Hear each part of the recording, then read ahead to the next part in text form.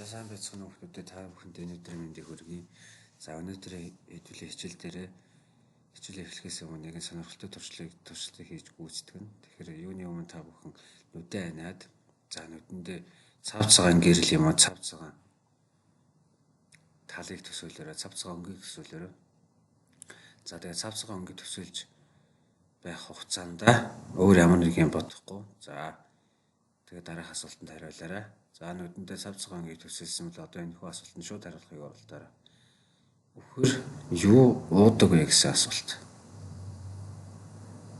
За ингэж манайхан өөрөөсөө хариулт өгсөн баг тийм ээ.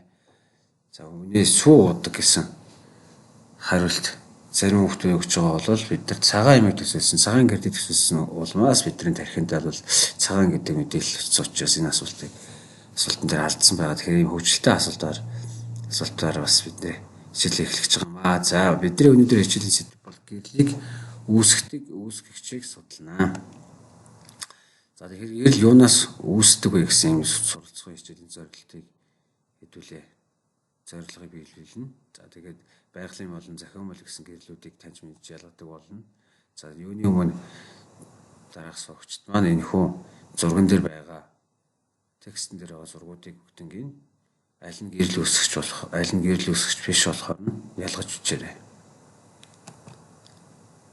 За гэрэл хаанаас үүсдэг, хаанаас гардаг вэ гэхээр гэрэл бол өөрөөсөө гэрэл гаргаж байгаа биетүүдээс гардаг. Тэгэхээр өөрөөсөө гэрэл гаргаж байгаа биетүүдийг бол гэрэл үүсгэж гэж нэрлэдэг бөгөөд хэмжээ нь маш жижигхэн байвал цэргэн гэрэл үүсгэж гэж нэрлэнэ. Тэгэхээр цэргэн гэрэл үүсгэгч өөрөөсөө гэрэл үүсгэгчдийг ерөнхийд нь бол байгалийн ба зохиомжтой гэж ангилна. За байгалийн гэрэл үүсгэгч нь бол хүний гарын оролцоогүй байгаль ертөнцийн байдаг цаанаасаа байгалаас заяатай гэж нэрлэж болохоор байгаль гэрэл үүсгэгчтэй байна. За зохиомжтой гэрэл үүсгэгчт нь бол ямар нэгэн хүн оролцоотойгоор бүтээгдсэн юм гэрлүүдийг хэлнэ. За слайдн дээр байгаа зурган дээр бол байгалийн гэрэл үүсгэгч бол за аянг байна, аянганаас үүсэлтэй гал байна.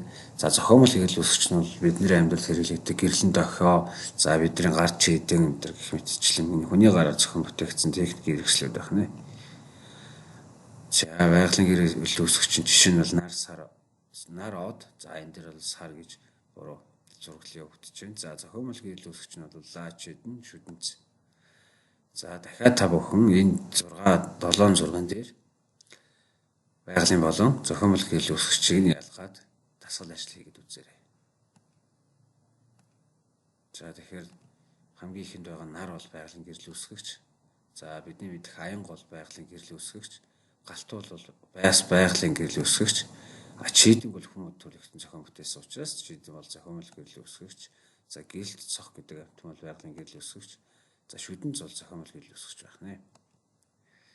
За нар жаргахад шүний өрөөний чийдэн унтраахад орой нар жаргахад ойр орчны юм харагдахгүй болдог. Энэ шалтгаан нь юу вэ гэсэн энэ хөө асуултанд хариулж дэвтэр дээрээ бичээрэй. За өөрөөсөө гэрэл гаргадаггүй болон ном, хан, сандал, ширээ за амьтад гэх мэтчлэн эдгээр биетүүдийг бид бол яаж хардаг вэ гэсэн асуулт байна. За та бүхэн асуултанд хариулахад оролдоорой. За бид нар энэ зүйлүүдийг яаж хардаг вэ гэхээр бидэнд юмсыг харахад гэрэл хэрэгтэй. Тэгэхээр гэрэл үүсгэгчээс гарсан гэрэл орчин тархаж түүний нэг хэсэг нь нүдэнд туснаа гэрэл үүсгэж болон тухайн биетүүд харагдана. Тэгэхээр гэрэл үүсгэгчээс гарсан гэрэл бол буюу нарнаас ирж байгаа гэрэл бол аяган дээр тусч чинь. За зарим хэсэг нь шууд нүдэн дээр ирж чинь. За аяган дээр туссан гэрэл үүсгэгчээс ирсэн гэрлийн цацраг маань тухайн аяган дээрээс яваад хүн буюу хүлээн авахч нүдэн дээр ирээд ингээд бид нар хардаг байна. Тэгэхээр бид нар бол туссан болон ойсон гэрлийн тусламжтайгаар тухайн зүйлийг хардаг байна. За дараагийн хичээлийн сэдэв болох гэрэл орчинд ямар нэгэн орчинд хийшингийн хатуу гэсэн биетүүдэд хэрхэн тархдаг талаар хэдүүлээ судлана. Тэгэхээр та бүхэнд бол гэрийн даалгавар болгож энэ хүү сонирхолтой туршилтын даалгаврыг гэртээ өгч байна. Тэгэхээр манайхын туршилтын даалгавар дээр хэрэг болох зүйлүүдийг цуглуулад сурчлтыг хийж гүйцэтгээд дараагийн хичээлдээ идэвхтэй оролцоорой. Анхааралтай хичээлдээ оролцсон сурагчдаа баярлалаа.